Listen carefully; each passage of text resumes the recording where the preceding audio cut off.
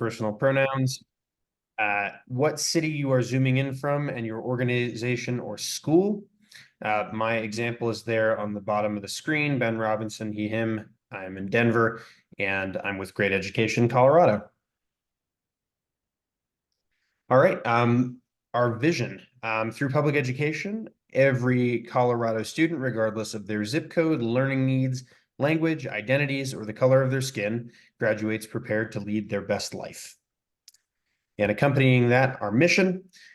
Great Education Colorado harnesses the power of grassroots activism and diverse, inclusive networks to guarantee that public schools in every Colorado community are welcoming and adequately, equitably, and sustainably funded. As always, our goal for the Great Education Colorado Advocates Network is to create a space for us to build community and take action together. March link, that's what that should say. But I will drop the March link in the chat in just a minute so y'all can get a head start in signing up before we send out those initial sign up emails. And then most importantly, our community commitments. Number one, up here at the top, move up, move back. We always have a lot of eager, willing participants at these meetings, and we want to make sure that everybody gets a chance to speak. So please speak, but also make sure that others are getting their time as well. Number two here, no one knows everything, but together we know a lot. Let's learn together. We all bring different experiences to this meeting. Some of us are policymakers, some of us are advocates. We are all former students. Some of us are teachers or former teachers. The point is we all have a different and very valuable perspective to lend here. So let's listen to each other and build off one another. And then the last one here is presuming positive intent, but acknowledging our impact. We know sometimes that people can say things unintentionally or hopefully not intentionally that hurt others or that ruffle feathers. And we want to make sure that we're acknowledging that if that happens, getting through it in a timely manner and moving on with our business here. All right. So today we have two presenters joining us who I will introduce in just a minute. But we're going to talk about this thing called the Commission on Property Tax. Now, you may remember that during the special session last year now, which feels weird to say, we took care of some property tax issues, but the solutions that we came up with are temporary. And we have this persistent problem in the state of Colorado of rising property values, right? Which increases property tax costs.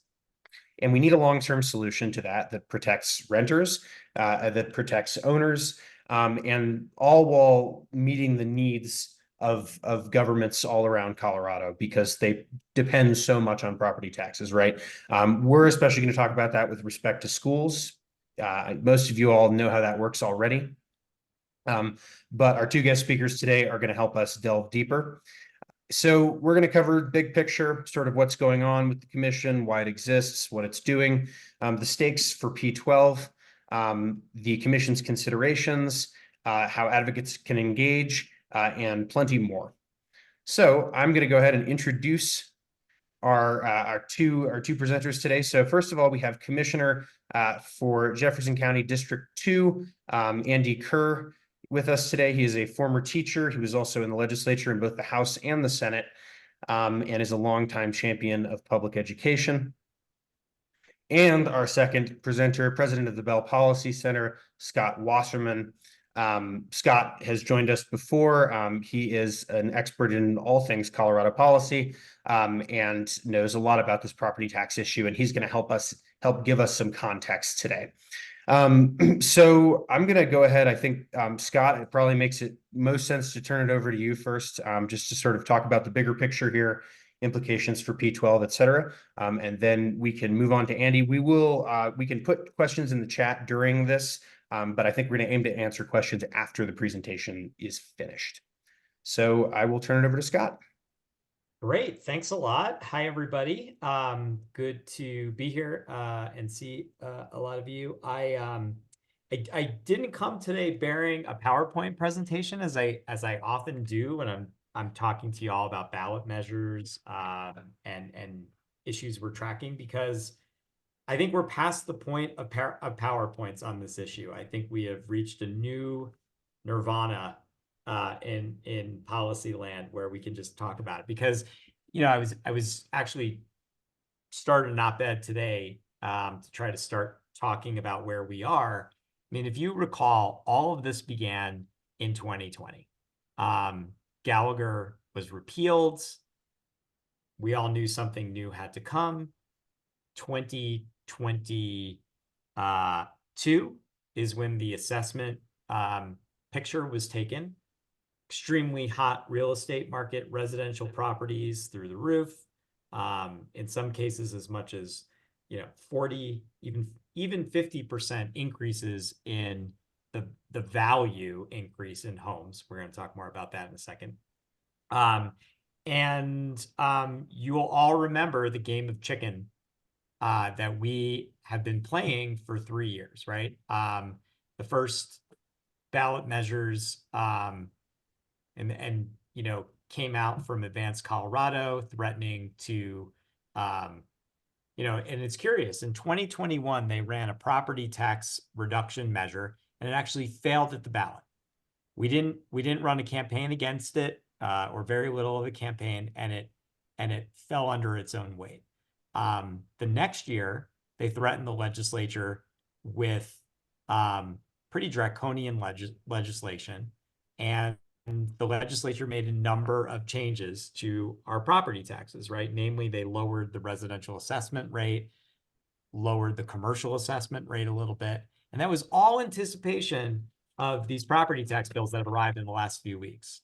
And when we returned for the 23 legislative session, right, last year's legislative session, the governor's office led us on a journey in which they tried to make a deal with voters, right? And said, if we lower property taxes by this much, will you let us use Tabor surplus to not only backfill schools, but actually use more of this to save for our schools, because the property tax issue was so connected. That failed at the ballot, but that was Proposition HH. We had a special session last year, finally agreed to reduce everyone's values in the state by $55,000, right? And keep the assessment rate pretty low for Colorado, right? At 6 point, I think we're now at, what are we at now? 6.6 residential assessment rate. And everyone has received their property tax bills. Property tax policy is done for this assessment cycle, right? And we now have a property tax commission that's trying to figure out what the problem they want to solve is. And we now have a set of ballot measures. We already have Initiative 50, which puts a totally unheard of statewide property tax revenue cap in place and says that at any given point, total property tax revenue can not exceed 4%. Right? So that's not like a local district cap. That's not a cap on a district's revenues, how much it can grow. It's not a cap on the value that your home can increase. It is a cap for the entire state on how everyone's property taxes are lumped together, which tells you absolutely nothing about the health of the local district. And that's already qualified for the ballot. And then to make things worse, new measures have been filed by Colorado Concern, which is a major business organization in the state, and Advanced Colorado, proposing a very dramatic assessment rate reduction for both commercial and residential. This 4% limit that I talked about earlier, and I'm totally happy to answer questions about, requiring that the state legislature then backfill whatever impact that has on local districts without touching the Tabor surplus.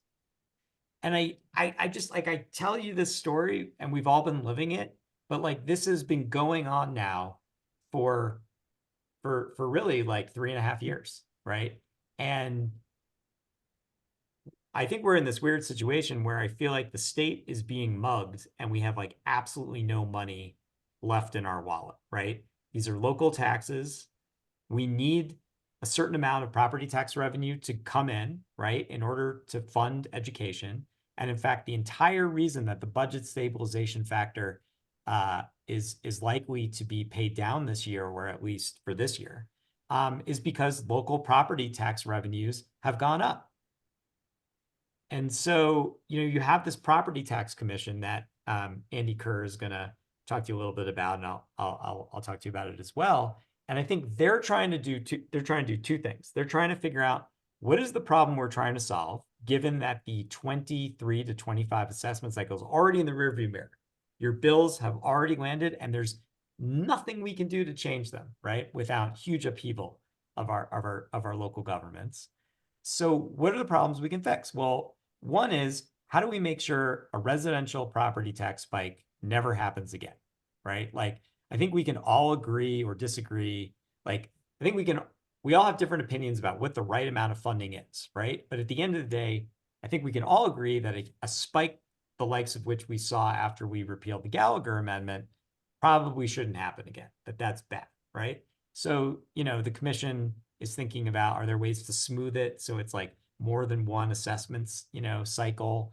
There are some fascinating conversations that I would love to get your thoughts on about potentially separating the education assessment rate from the regular assessment rate, right? If you think about it right now, we have one assessment rate that dictates revenues for both school districts and all other local districts. If we pull those apart, can we stop having these like crazy conversations about completely defunding education? There's conversation about, to the extent property tax bills have gone up and they are hurting people's wallets, like, can we give people some affordability credits, right? And your income tax, can we provide you with some relief? 20 states have what's called a circuit breaker, and that's how they do that. But those are all like rational responses to our property tax situation. And I think what we're grappling with and dealing with right now is very irrational proposals on the ballot. And what will that do? Will that induce our state legislature to overcut our property tax assessment rates and over reduce property values so that we end up backing up over the problem, right? And so, like, that's basically where we're at. Yeah, I would love to take any questions, or we can just go straight into Commissioner Kerr's comments. Why don't we take a few questions? I think that was a lot of stuff. If anybody has any questions before we move to Commissioner Kerr. And forgive me, I'm giving you all are a 2.0 kind of group, so I'm not using any of the, I'm not explaining. So feel free to ask me questions if you feel like I used terminology that you didn't understand.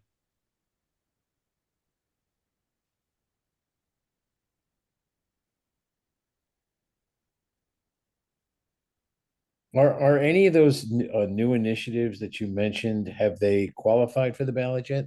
No, so they were introduced, I think what made them interesting was that they were from Colorado Concern and Advanced Colorado that previously have had very different approaches to this issue. But no, they've been filed. They still have to go through a review and comment. I think we feel pretty confident that we've got some good single subject arguments against them. Having said that, like, they'll be back, right? Like, and if it's clear that the cap, as dangerous as it would be, is not tangible enough for Concern, that Concern wants a reduction to commercial rates. And so maybe we might see a property tax cut alongside an Initiative 50. Duran?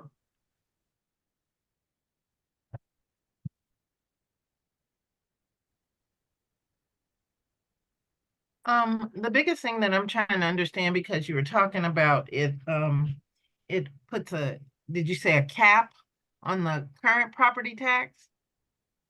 Okay, so we live in Denver proper, in the metro area in Northeast Park Hill, and I haven't seen any kind of reduction.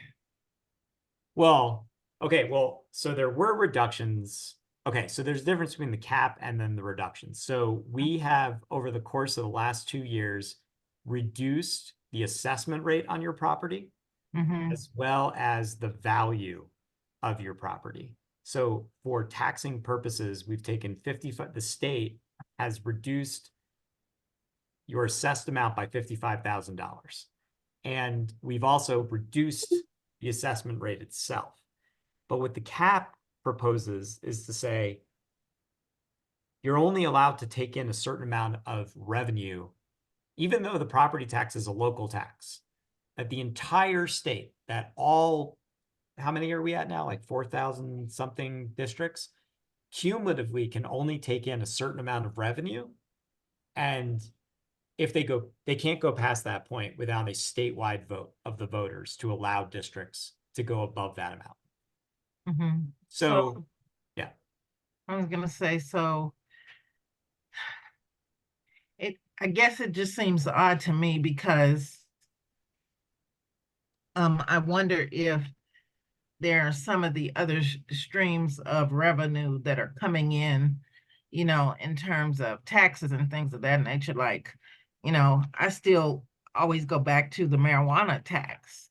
I mean, in any way, shape, form, or fashion, would that help with funding education, specifically public education? Because, I mean, we've been here for 25 years. I moved here from someplace else, and I don't understand why there's such an issue with such an expensive city. Like, I'm speaking about Denver right now. In such an expensive city, why there isn't a way to create revenue from certain types of taxes to where public schools are completely funded. I mean, it makes no sense to me. Yeah, I mean, I think that there's like a bigger conversation about funding our school. I think the issue with property taxes is that our schools are primarily funded by property tax at the local level, and that the state is been in a situation over the years where it has put in money from our income taxes, which were never designed to support our schools at the level that we are, paying for them.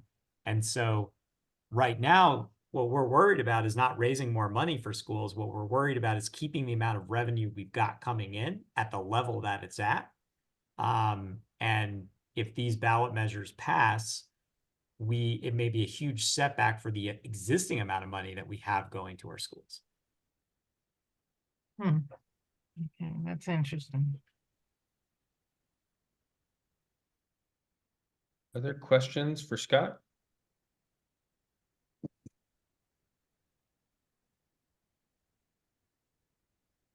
All right, so we kind of have the big picture here, what has led up to this moment.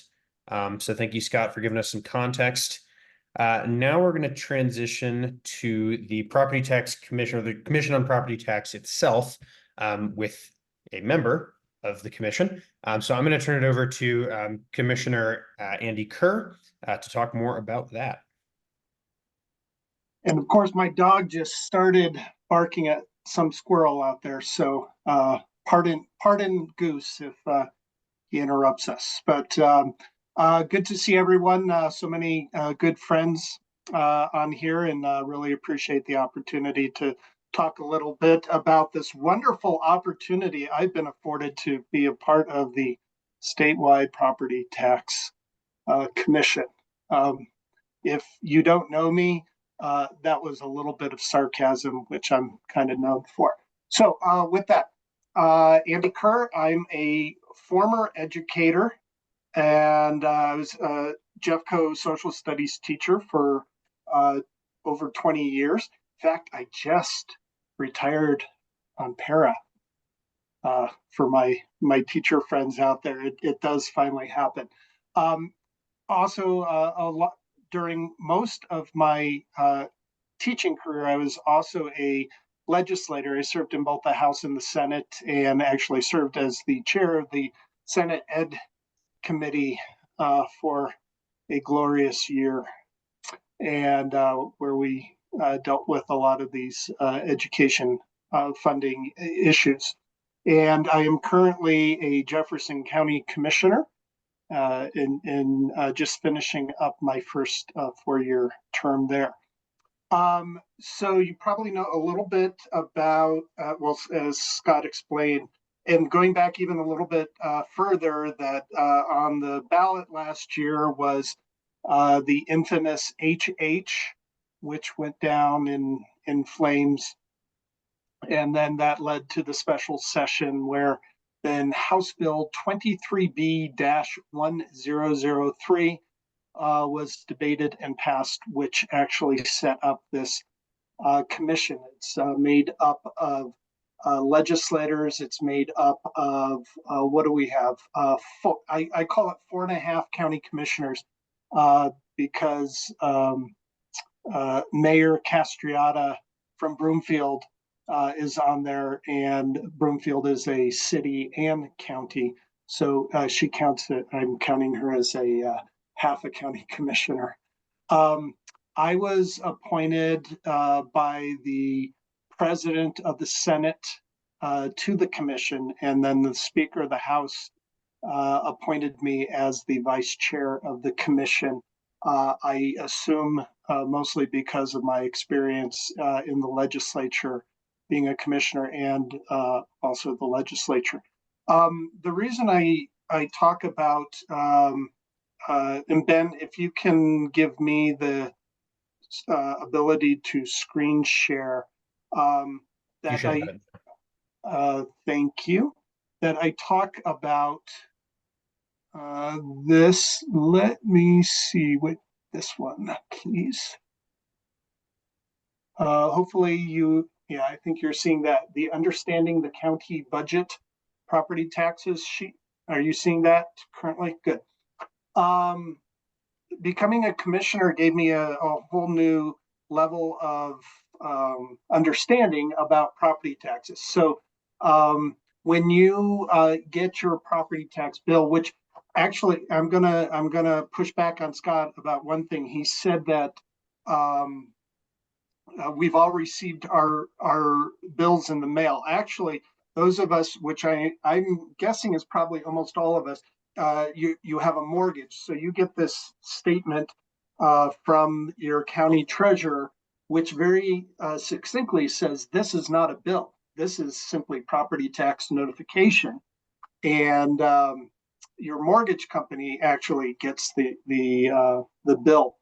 But so the county actually collects the full amount of the property taxes that you owe. And as you can see here, we like to make sure people know this, that about a quarter of that goes to the county. About half your property taxes here in Jefferson County, and this is very county specific, but I think we're pretty average across the state on this. About half of your property taxes in Jeffco go to your public schools, and then you see the rest is split out between special districts. Would you say, Scott, we're at 4,300 something? I'm going to look. I actually think we're at like. I think it's over 5,000 now, but yes, there are thousands of special taxing districts, cities, and we also have urban renewal. But just to make sure, as we're looking at that, that counties do get a chunk. School districts get the largest chunk, at least in Jefferson County, and I believe that's true in most counties as well. Yeah, Duran, you have a question? Yeah, I was looking on here, and you've got it broken down into public and special. I guess that means special interest cities and urban renewal.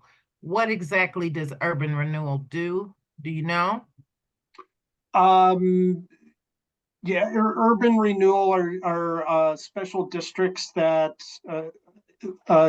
are, it's passed that these are areas of the county or municipalities that are considered blighted, and then money goes in to help restore the public infrastructure and pump some money into those areas. Oh, is it a special commission? Is it a special department that has to do with city and county? I mean, what? Different municipalities have specific. So I sit on the city of Lakewood. I live in Lakewood. I sit on the city of Lakewood urban what is it? It's the LRA, the Lakewood Renewal Authority. So it's a special authority that's set up. So it's like a special district, but So it's made up of the is city councilors and then a few other special appointees. So is it the urban renewal or is it something else?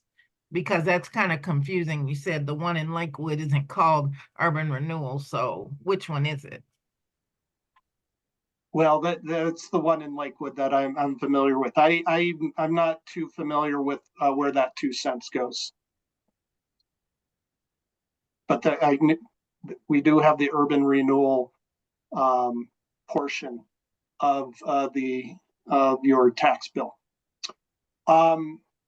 So with that, the commission set up. We have the 5 county commissioners.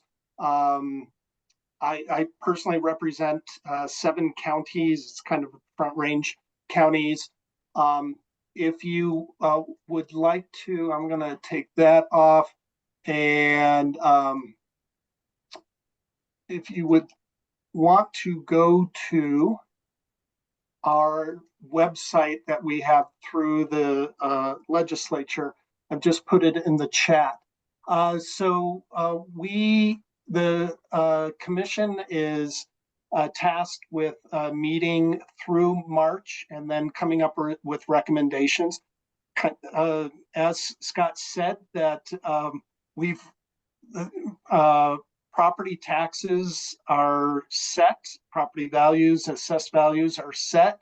We've received our notifications. So there's not too much that we can do at this time with what's currently there, but we're looking to find ways moving forward to perhaps relieve the burden of increased property tax bills while also maintaining the amount of funds, resources that are available for counties and school districts and special districts. So we've had presentations, certainly from some groups in the Capitol. We had a presentation from Henry Sobenet. Some of you might remember that name from the past.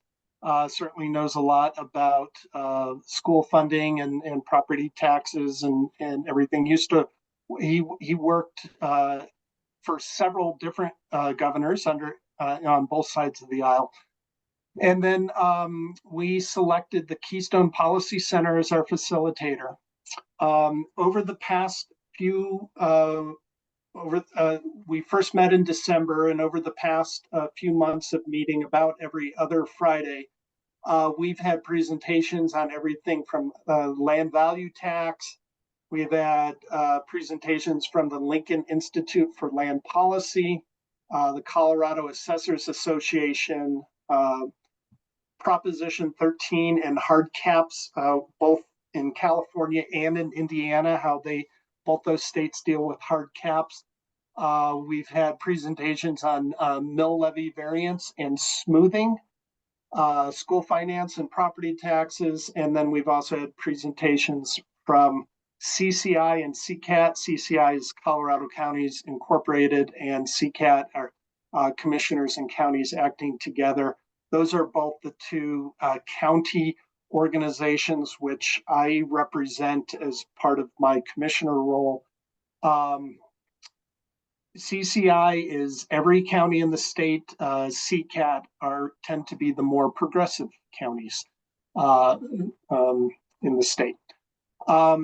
Additionally, we have some public meetings that have been put together. 3 or 4 have already passed, but right after this, I have one that is based in Denver, and we can get you the information. It's physically happening in Denver, and then it also has an online link you can get to, and I'll be popping into that right after this. And then there's one more other public meeting on Saturday in Fort Morgan. Now, when I say public meeting, they're really designed to gather public feedback about what we should be be looking at, considering, and everything else.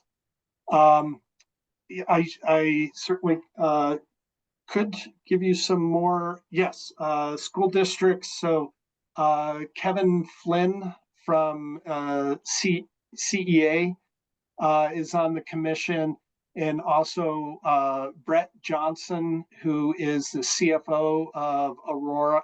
Kevin Vick, sorry, what did I say? Kevin Flynn is a Denver City Councilor, I believe.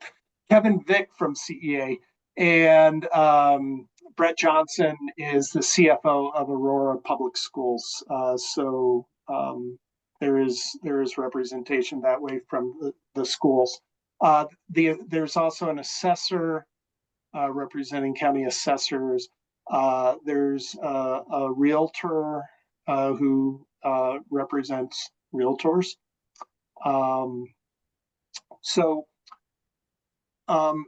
With the public meetings, those are together. Public feedback, of course, the meetings we're having on Friday afternoons are open to the public as well, and you can listen in to those. Ideas, some of the ideas that have come up, and I'm going to kind of talk about these. Actually, I'll do them in reverse order of what I think that they're most popular or not. So probably one of the least popular ideas is establishing the cap, the statewide caps. I talked about, we had the presentations from California and Indiana. Also, something that doesn't seem to be gaining a lot of traction is the local governments control assessment rates. Disentangling school funding, and Scott talked about that a little bit. And again, these are kind of going up in the, I'm gauging kind of the commission's interest. Monthly payments being able to break down, and again, that's more for people who don't have a mortgage than do, but being able to pay in monthly payments. The circuit breakers that Scott talked about, and I think that would be good to talk about, but I'm going to let Scott explain circuit breakers because he'll do a much better job than I would. And then smoothing, which is, I mean, to a degree, Colorado already does that, because your assessment rate or your value is only assessed every 2 years. So it's a snapshot every 2 years. And that's also why we think that there's such a big deal, is that basically June of 2023 was when I know the snapshot on my house was done. And that was just about at the peak of value. And so I think if we got new assessed value this year, or it had been done 6 months earlier, it would have been different. So smoothing is doing it more, taking more of an average, maybe assessing every year, but then only allowing a certain amount of increase or decrease, averaging it over several years, kind of like we do with school funding. That I know that there's a piece of that smoothing that is put in place with school funding as well. So I'm going to stop there, and if folks have questions.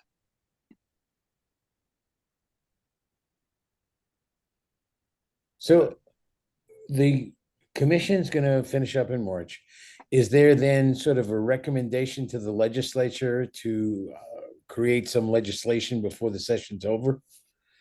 Right. That's why it was designed that we report back in March. I wouldn't be surprised if we either give ourselves a little bit of an extension or something like that.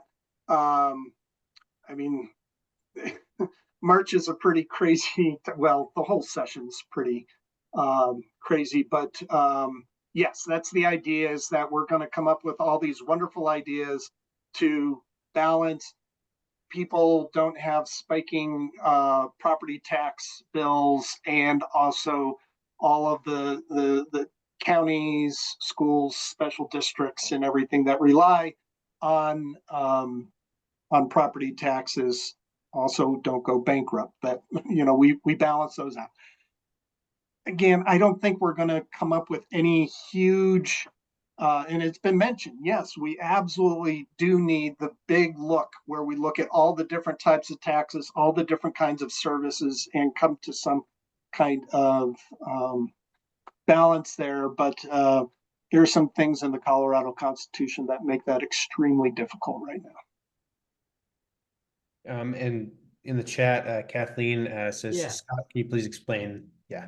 Yeah, I mean, so circuit breaker is really just a fancy way of talking about what are essentially housing affordability tax credits, right? So the idea, it's a stupid name for it, but like the idea is that your property tax burden should never exceed a certain percentage of your income, right? And that, there are many states that say when that happens, we will give you some relief, right? At the local level or at the state level.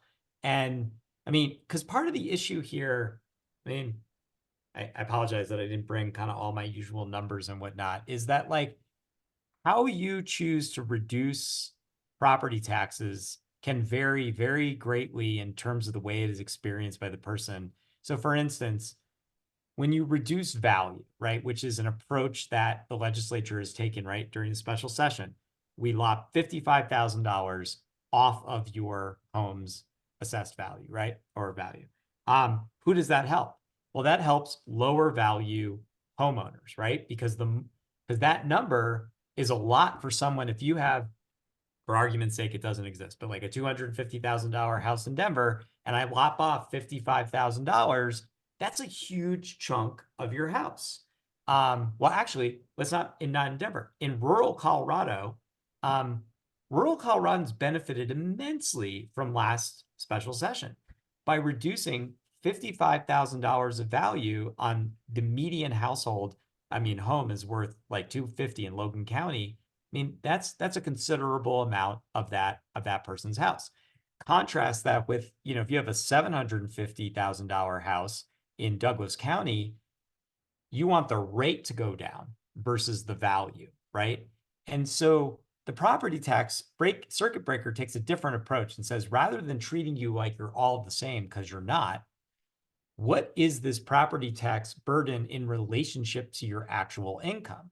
And they actually have property tax, circuit breakers for renters too, right? If you are rent, Minnesota, Massachusetts, a number of other states have actual tax credits that are based upon how much is your rent as a percentage of your income. And if you hit a certain threshold, you're eligible for a tax credit. So the advantage to doing it this way also is that it doesn't impact the local districts, right? So it doesn't mess around with any of the numbers that go into determining your property tax bill and therefore property tax revenue at the local level. Instead, this is something that the state can do because it comes back in your income taxes. The problem is, as you all know, we don't have any money. We have a $1.8 billion Tabor surplus. And right now, property tax is not a part of that conversation, right? Trying to find money to backfill local communities, help homeowners or renters with their housing costs, like that's not a part of the discussion. And so if it's going to be a part of the discussion, then that's something we need to know. In previous years, we've used Tabor surplus to backfill local districts, but on the local revenue side, right? So it was a payment not to you as a property owner, but a payment to the district to backfill for cuts at the state level.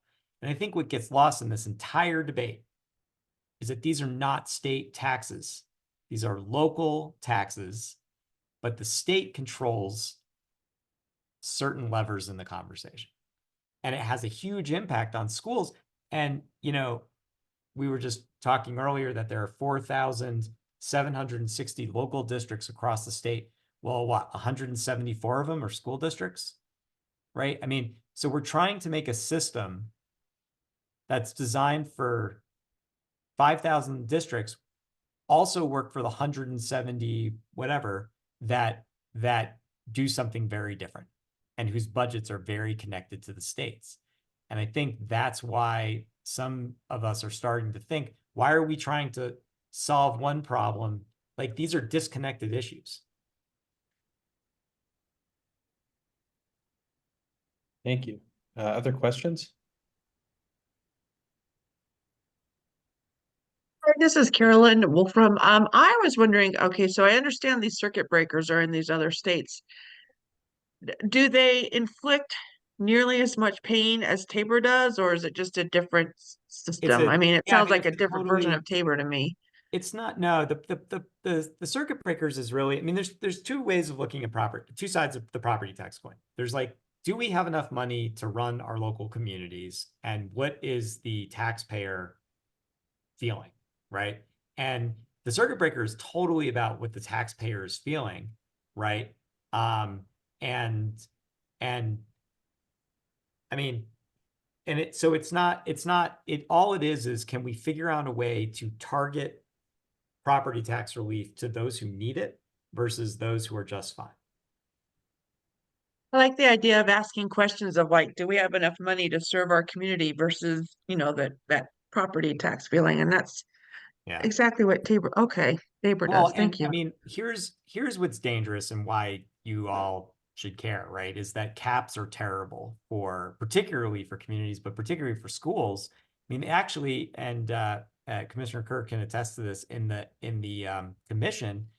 I believe they said that there's a connection between property tax caps and lower education scores. Like, and in fact, if you look at California, which passed Proposition 13 many years ago, it has totally shifted funding of schools from the local level to the state level. And it's left, and it's just created a complete disconnect between what are the properties in your community actually valued and what is the taxable value. Just total disconnect. So if costs go up in your community, you're not getting more revenue to keep up with those costs.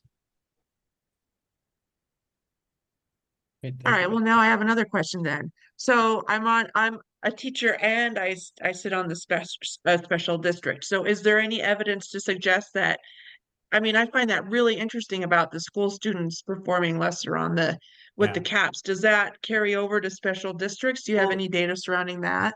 Well, no, because, and I think that's the point, is that like, and what's really interesting in the property tax space is that I think so special districts are a huge part of the challenge, right? Because like they have a very different, they when they were built, they created these bonds, very high, mills, right? And so, I mean, at the end of the day, what the schools are trying to do is very different than your fire district, your special district, your county. So why are we applying the same funding system to the schools that we apply to all these other kinds of districts? And what's going on with our special districts is very different. And I think that's why the graphic that Andy put up is so important. Like, only a tiny percentage, like if you look at your property tax bill, right? All of these are the districts. I live in Denver, so I only have but I'm sure some of you have 30 or 40 districts, right? And a lot more mills. Like, I only pay 74 mills in Denver, right? Some of you pay 100 mills or higher. And yeah, sorry. Good. Carolyn, also Bob Ohm is on the commission too. So Okay, I'm going to see him tonight. I'll ask him too. you Yeah. could, and for the rest of he's West Metro, our fire district, our fire chief, and he's so he represents the fire districts on the board. I saw Jonna asked about where do the majority of task force members stand on school funding being a priority. I would guess it's scattered. I mean, I know like the the two Chris's, Senator Hansen and Senator Degree Kennedy, both value school funding like I do, and obviously Kevin Vick and Brett Johnson. It's hard to tell. I can tell you that the 5 county commissioners that are on there, after showing you that slide, we collect a lot of property taxes that are then passed through to the school district. And we obviously understand the importance of that. But I don't think it's the majority of the commission is actually on there to fight for school districts. Just to, and kind of going back to why I was chosen. I think that there were when the bill was passed in the special session, I know that school districts, the education in general, was trying to get more representation, and I think having me on there was kind of a way of balancing that a little bit, is making sure that, because I know there's a feeling, there's so many county commissioners on there. Well, yeah, but I know there are a number of us that are very passionate about school funding as well. To be honest, I mean, thinking about that question, I mean, the commission really hasn't talked very much about education per se. Like, I think one of the challenges for this commission is they're sort of talking about property taxes as it has been presented in the public debate, which is in isolation. And they've obviously talked about the role of, property taxes funding schools, but it's not like they've gotten into the thorny challenges of school finance and why it matters that a certain level of local funding continue to come in to lower the amount that the state has to backfill. Like, that really hasn't come up as much as I would hope it would have. Obviously, no fault of Andy's, but yeah.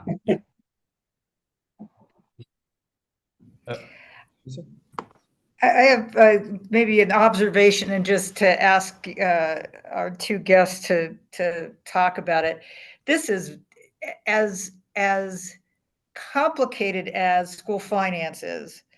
Property taxes, because it's like 17-dimensional chess, because you have so many different kinds of districts in different parts of the state, and what kind of property wealth there is, and whether the wealth is in residential or non-residential. It's just all so complex, and we've had time to talk through it here and listen and ask questions. How do we deal with this with voters? I think that Prop HH was difficult because it was complicated. Is there something to be done here is there hope for something that can be understandable? I'd just leave it there.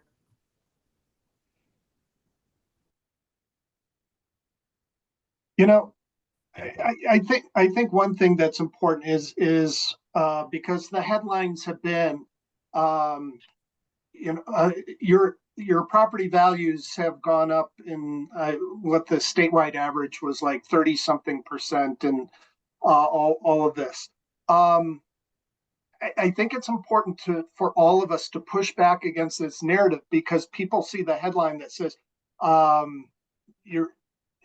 they just interpret it, your property taxes are going up 30-something%.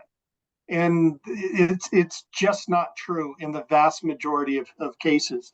And I think, and it's complicated, and that is like you said, Lisa, and that we're based. Nobody really goes back and looks at the $55,000 of assessed value that's just taken off right away, and people don't talk about how it really comes down to the individual real estate market. I mean, here in Jefferson County, I think our average property values increased by 24-25%, something along that. But I asked our assessor, to kind of step me through that and what that means. Is everyone's property tax going to go up? And he stepped me through that, and it's like, no, definitely, it's nowhere near that. I'll tell you, when I went through,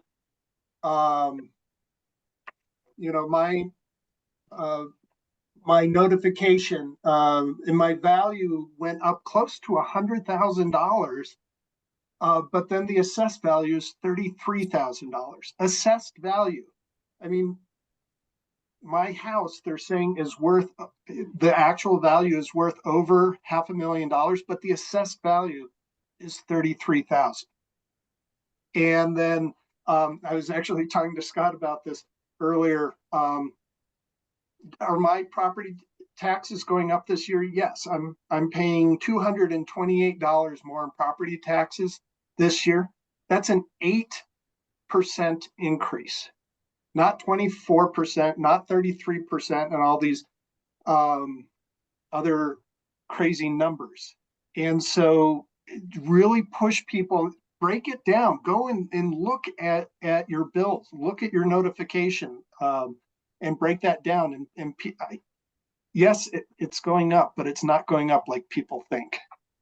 Yeah, I mean, I guess I'll just dovetail off that to say that, and I'll answer Diana's question as well. I mean, look, I mean, obviously, like, we are happy to, and if you go to the Bell Policy Center's website, like, you can learn everything you ever possibly wanted to learn about property taxes, how they're calculated, and what we can do to reform the system. I think we should talk about the big bad threat, to be perfectly honest, because all the issues we're grappling with are totally manageable, and we can come up with rational solutions that fix problems. Or alternately, we can create new ones. And if Initiative 50 passes, and we have a link on the Bell Policy Center website about Initiative 50, we have a new memo that we just put out about these new measures. Like, I am telling you, like a $1 billion+ hit to the state budget. And yes, school districts will be backfilled, but at the cost of closing a college campus at the state level. I'm not joking. I mean, the only area that the state can really cut and is really discretionary is higher education, Medicaid reimbursement rates. Like, you don't want to see what $1 billion worth of cuts looks like. And these are the proposals. These are not serious proposals. These are this is a hijack, right? I'm going to blow everything up if I don't get what I want. And if business wants a reduction in their commercial rate, they know perfectly well how to do that. Generate money to replace the lost revenue at the local level, right? If people want to reduce the residential rate, same thing. If people want to talk about ways to avoid a spike, great, let's do that. So, I mean, I'll drop the link in a second, but we got to get the word out. And I know this topic is boring. I also know that we've been talking about it for 3.5 years. And I think people are tired and they're frustrated. And I think we just have to start talking about what we shouldn't do. And yeah, it's like really tempting if I came to you and said, I can save you $500. And as Andy said, this is all unproportionate just because of our conversation. So my property value went up by 35%. My property tax went up by 25%. Is it more money? Sure. But like, it's not, we have the third lowest property taxes in the country. So like, I think people have kind of lost their minds on this topic. And I think it would be useful to ground people in the fact that, like, we don't need to blow everything up to fix this issue. And do people really care about the negative consequences of some of these ballot measures? Thank you. We'll go Jerry and then Duran, and just a quick time check. We're going to go like 3 more minutes on this. We just have one kind of announcement at the end that we need to get into, but this has been a great discussion. So Jerry, go ahead. So I've got one question and one concern. If, let's say, that circuit breaker, which sounds very intriguing, is adopted, where is the backfill for that money coming from? And the other one, which really worries me with Initiative 50, this state loves to cut taxes and hates to raise taxes, as we all know. And as you said, This is unbelievably complicated for those of us who have some knowledge in this. The average citizen in Colorado doesn't know anything except the bill they got this week. And how do we educate people? I don't have that answer, but I'm thinking that's something that we, between now and November, we've really got to do something about it. Educate. Here's what I'd say. And I mean, it occurs to me that in the 3.5 years that we've been dealing with this issue at the political level, there has been no statewide education effort to talk to voters about, hey, like, here's where your property taxes go, and like, here's how your schools are funded. And like, so we have wasted so much time fighting these fights. I mean, even something as simple as I was begging people, it was just too late during the special session. I said, when these property tax bills goes out, couldn't there be just something saying this is where your property taxes go and this is how much value was taken off the top? I got the same letter from Denver that I always get, right? I mean, so we are, I think, you know, I know this is what we always talk about when it comes to funding is we need to educate the voters. We need to do it before the election. But like, I'm really serious this time. Like, we really need to do this. Otherwise, voters are going to say, well, you're saving me money. And why shouldn't I cut my taxes? And we're going to have to work overtime trying to explain to people. Now, we've done some things. I neglected to mention that we have passed a law that makes it much harder for these people to put a property tax cut measure on the ballot because it requires them to say where the money comes from.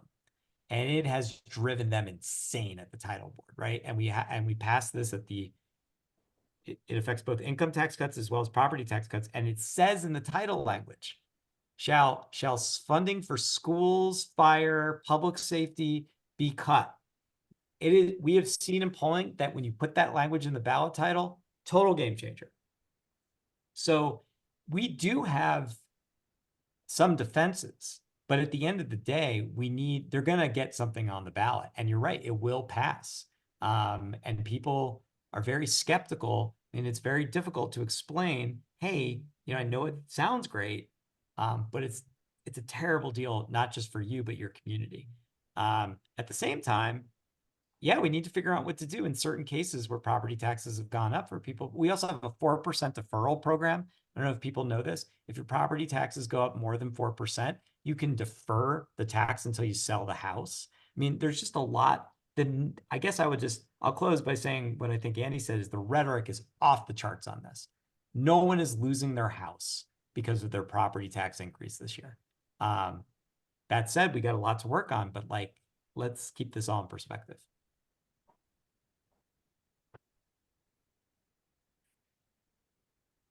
Hey, Ben. Duran?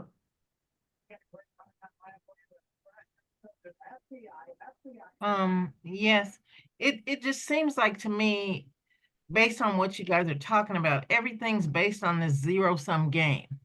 Like, we get all or nothing. And the thing of it is, the name of this organization is Great Education Colorado. And if people really and truly believe in education being the great equalizer, then why aren't folks doing a better job of looking at things from a space of, you know, things being shared, if that makes sense?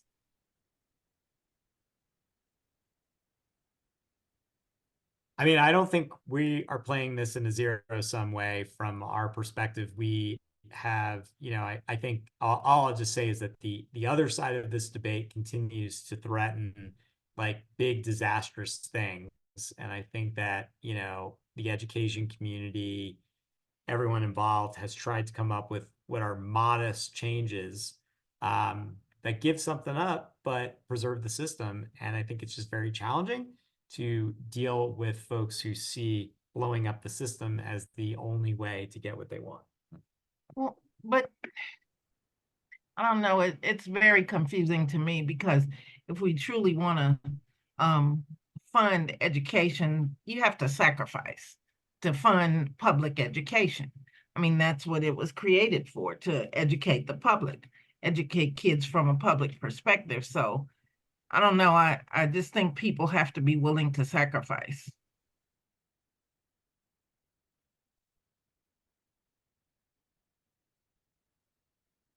Thumbs up from Paula.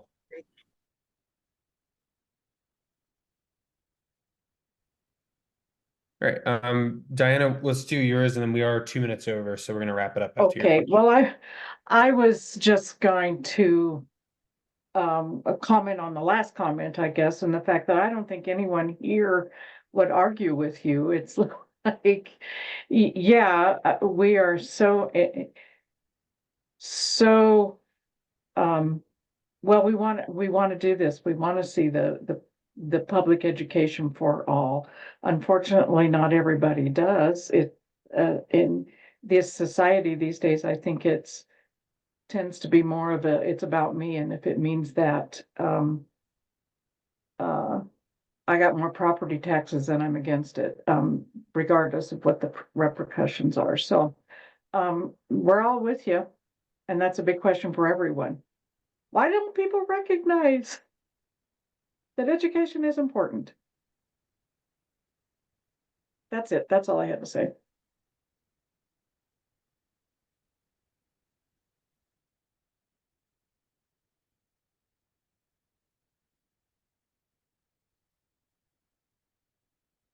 All right. Thank you, Diana. Thank you, Scott, very much for coming out and talking to us. It's always a pleasure. I'm sure everybody here enjoyed learning from you. I always do too, because I always pretty much everything you say is pretty much new to me. So thank you. But right, thanks for yeah, having thanks me. everybody for coming out. I just want to kick it over to Lisa for 1 second to talk about our tax refunds and something you can do with the money if you feel like helping out local causes. So if you want to stick on for just a minute, shouldn't take any time.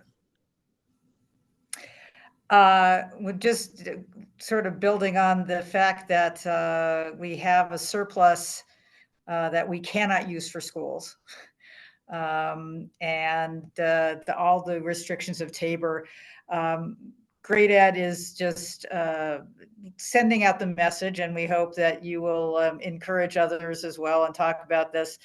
If you too are frustrated that the surplus is being used in ways that it has to be refunded, in ways that can't directly help schools, there is a way on our tax forms that if you would like to direct some of your refund to an organization that is going to continue fighting for adequate, sustainable, fair funding of our schools, then one thing that you consider doing is just donating some portion of what you'll be getting back, which is about $800 per person, to help us fight this fight, for exactly the reason that Ronnie was talking about, that we have an uphill fight to convince Colorado to make the investments we need for the schools to do what we expect them and need them to do.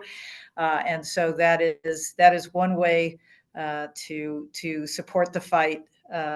And we'll be giving you more information about how it happens, but it's just on your tax form. And let's stick it to Doug Bruce. Let's stick it to Doug Bruce form. All right, we are 5 minutes over. I'm gonna send. We did have one more thing we were going to talk about, but I'm going to send it in the letter. It's just a survey question that we would like you all to engage with. But we are 5 minutes over here, so I want to give everybody their evening back. So have a nice evening, everyone.